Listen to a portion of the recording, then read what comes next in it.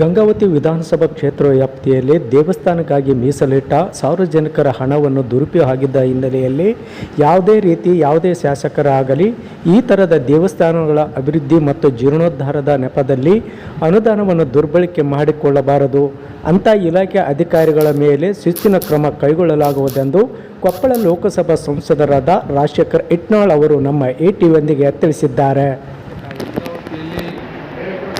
ಶಾಸಕರ ನಿಧಿ, ಶಾಸಕರ ಪ್ರಾದೇಶಿಕ ಅಭಿವೃದ್ಧಿ ನಿಧಿ ಇದು ದುರ್ಬಳಕೆ ಆಗಿದೆ ಅಂತ ನಮ್ಮ ಗಮನಕ್ಕೆ ಕೂಡ ಬಂದಿದೆ. ಅದನ್ನು ತನಿಖೆ ಮಾಡಲಿಕ್ಕೆ ಕೇಳಿದ್ವಿ.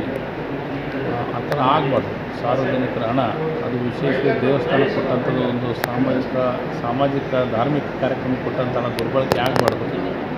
ಕೂಡ ಶಾಸಕರು ಮುತುವರ್ಜಿ ವಹಿಸಬೇಕು. ನಾವು ಕೂಡ ಅಧಿಕಾರಿಗಳಿಗೆ ಹೇಳ್ತೀವಿ, ಅದು ಏನೇನಾಗಿದೆ ಅವ್ರನ್ನ ಕ್ರಮ ವಹಿಸಬೇಕು, ಮುಂದೆ ನೋಡಬೇಕು. ನಮ್ಮದು ಈಗ ಅದು ದುರ್ಬಳಕೆ ಆಗಿದೆ ಅಂತ ಮೇಲ್ನೋಟಕ್ಕೆ ಗೊತ್ತಾಗಿದೆ.